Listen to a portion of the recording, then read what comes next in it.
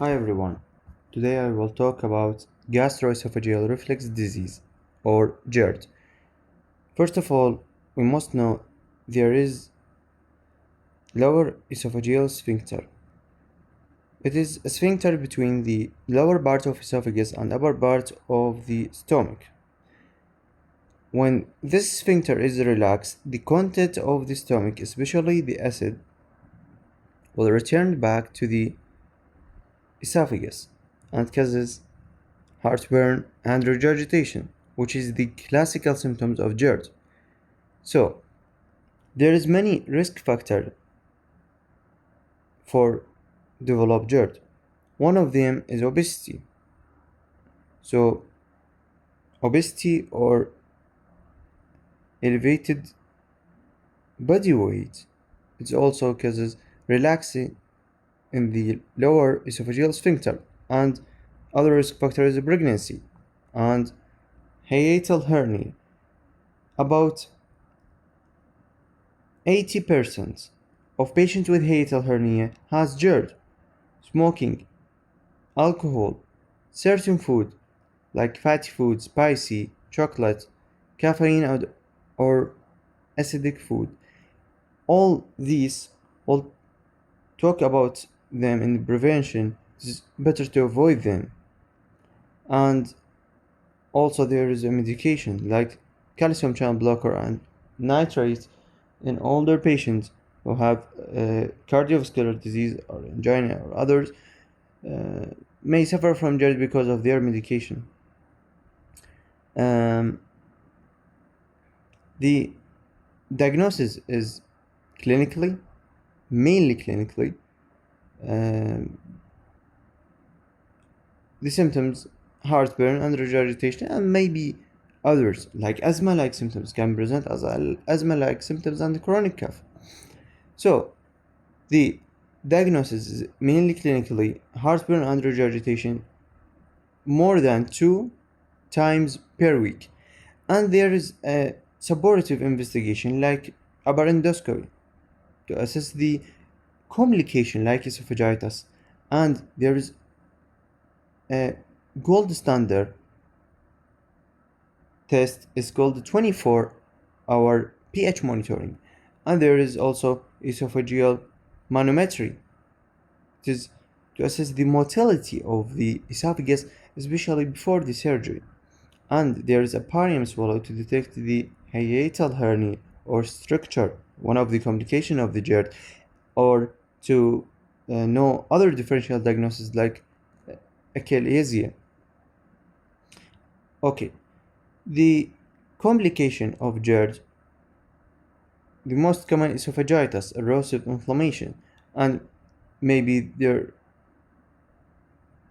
some patients develop esophageal structure or part esophagus, or most serious complication, it is increased risk to esophageal adenocarcinoma.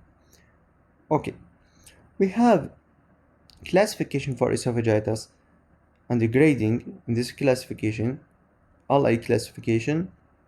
Grade 1 and B depend on the size, and grade C and D depend on the percentage. So, first of all, grade A, one or more mucosal break less than 5 mm that do not extend between the top of two mucosal fold. While grade B, also one or more mucosal break but more than 5 mm that also do not extend between the top of two mucosal fold. Grade C, one or more mucosal break that extend between the top of two or more mucosal fold and involving less than 75% of the mucosal of esophageal circumference. Grade D, mucosal break involve about 75 or more of esophageal circumference. Okay, the most important part of this topic, it is the treatment. It is contain many line. One of them, it is a lifestyle modification, most important line of the treatment of GERD. As we say, esophageal reflux disease, risk factor for it is obesity. So weight loss is so important in the management of the disease, and diet management is also so important. So must advise patient to avoid late meals, so at least 2 to 3 hours before the last meal, and avoid the triggers food. It is a many triggers food, by the way. uh, Most of them it's fatty food or spicy or chocolate, sugar, caffeine, alcohol, and also tomato, ketchup, lemon. It is important trigger. And advise patient to quit smoking and avoid tight clothes. The second line in the management of disease is a medication. One of them antacid. Antacid provide a quick but a short term relief. So commercial, most commercial one, it is renin, or we can give H2 receptor antagonist, decrease acid secretion, like ranitidine or famotidine, or most commonly used. Antacid, it is used after meal, and the proton pump inhibitor and H2 receptor blocker, it is used before the meal. Proton pump inhibitor or PPI, it is most effective treatment like omeprazole, esomeprazole, pantoprazole. It's take about 30 to 60 minutes before the meal, or we can give a prokinetic like metoclopramide or domibradone. It is also an antiemetic, but it is increase the lower esophageal sphincter tone and gastric emptying. The third line of the management is surgical or endoscopic treatment. It is used if there is a refractory cases, fail of medical treatment, or develop complication like patient uh, develop a structure and develop odonophagia and dysphagia and sorry, there is a risk of esophageal adenocarcinoma. So we do a surgery. Uh, there is two type of surgery. One of them it's called fundoplication. It is reinforcement lower esophageal sphincter by rubbing the stomach around the lower esophagus, and the second endoscopic procedure.